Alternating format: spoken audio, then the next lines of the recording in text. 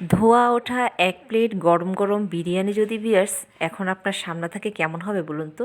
আসসালামু আলাইকুম ভিউয়ার্স, আজ আমি সহজ করে তৈরি করে দেখাবো বিরিয়ানি রান্না। তো বিরিয়ানি রান্নাতে প্রথমেই লাগছে জয়ত্রী, লাগছে শাহি জিরা, তারপর লাগছে জিরা, ধনিয়া, মৌরি, সাথে নিলাম মেথি গুঁড়া, আর এখানে নিয়েছি আমি কবাব চিনি। কবাব চিনিটা ঠিক দেখতে আমি দেখিয়ে দিচ্ছি, ঠিক এই রকম হবে। তার সাথে দারচিনি, লং, এলাচ এবং একটা আস্ত জায়ফল, তেজপাতা, গোলমরিচ গুঁড়ো এবং 2 পদের কাজু বাদাম আর কাঠবাদাম, আদা, রসুন, পেঁয়াজ, আর এখানে নিলাম ঘি। তার সাথে বিরিয়ানির একটি মশলা নিলাম, একটি দুধ, ছোট এক প্যাকেট দুধ, আর হচ্ছে আলু বোখারা নিচ্ছি, টেস্টিং সল্ট, তার সাথে নিলাম টক দই, গোলাপ জল, কেওড়ার জল। আর এখান থেকে আমি চিনি গুঁড়া চাল নিব, 1 কেজি পরিমাণে চিনি গুঁড়া চাল নিয়েছি, ধুয়ে পানি ঝরিয়ে আধা ঘন্টা এটা রেস্টে রেখে দেবো। আর এদিক থেকে আমি 1 কেজি পরিমাণের গরুর মাংস নিয়েছি, গরুর মাংসটাকে কেটে কুটে সুন্দর করে ধুয়ে এখন এখানে টক দই মিক্স করে নিচ্ছি। টক দই মিক্স করে এটাকে ম্যারিনেট করে রাখবো 20 মিনিটের জন্য।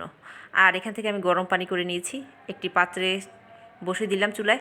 এখন পেঁয়াজগুলো, সবগুলো পেঁয়াজ একত্রে বেরেস্তা করে নিব। বেরেস্তা করে অর্ধেকটা উঠিয়ে রাখবো, আর অর্ধেকটা মধ্যে আমি রান্না করব। এই তো উঠিয়ে রাখলাম। এখন আমি এখানে দারচিনি, লবঙ্গ, এলাচ দিয়ে দিলাম, দিয়ে দিচ্ছি 3 টেবিল চামচ পরিমাণের আদা রসুন বাটা। আর এখানে আমি সব মশলাগুলো বেটে নিয়েছি, কিন্তু যে জায়ফলটা ছিল, জায়ফলটার আমি অর্ধেকেরও কম নিয়েছি। আর দিয়ে দিলাম বাদাম পেস্ট, সাথে দিলাম স্বাদ মতো লবণ এবং 1 চামচ পরিমাণের গুঁড়ো মরিচ দিয়ে সুন্দর করে ভালো করে নেড়ে চেড়ে নিল। নিয়ে 1 মিনিট পরিমাণে আমি এটাকে ঢেকে রাখবো।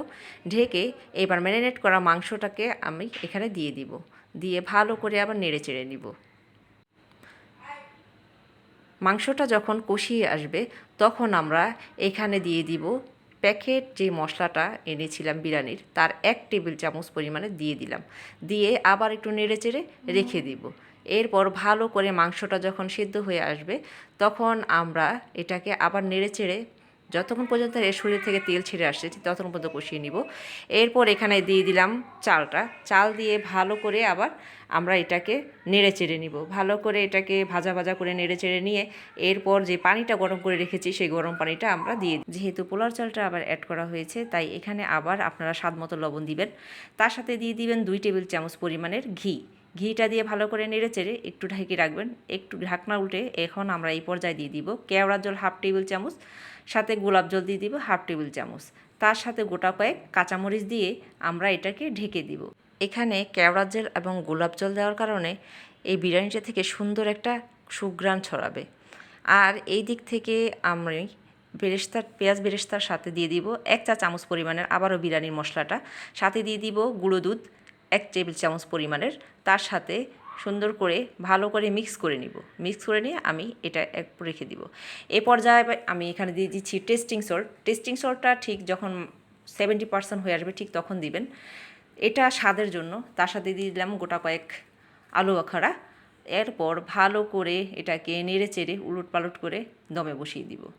এখন আমি আবার এটাকে মাঝখান থেকে একটু ফাঁকা করে আমি বেরেস্তার কিছুটা অংশ ভিতরে দিয়ে দিলাম, তারপর আবার একটু উলট পালট করে বেরেস্তার বাকি অংশগুলো আমি উপর দিয়ে দিব। দেখুন আমি কিভাবে উপর থেকে ছড়িয়ে দিচ্ছি।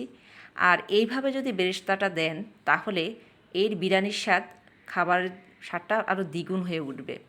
এরপর কিছু দম দিয়ে রাখবো একেবারে লো আঁচে।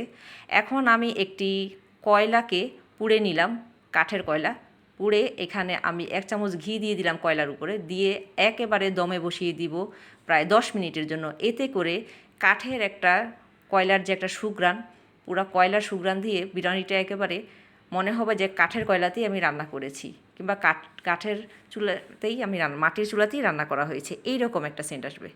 এরপরে এই তো বেড়ে নিলাম, হয়ে গেল আমার গরম গরম বিরিয়ানি। বাসায় একবার হলেও ট্রাই করবেন। ধন্যবাদ।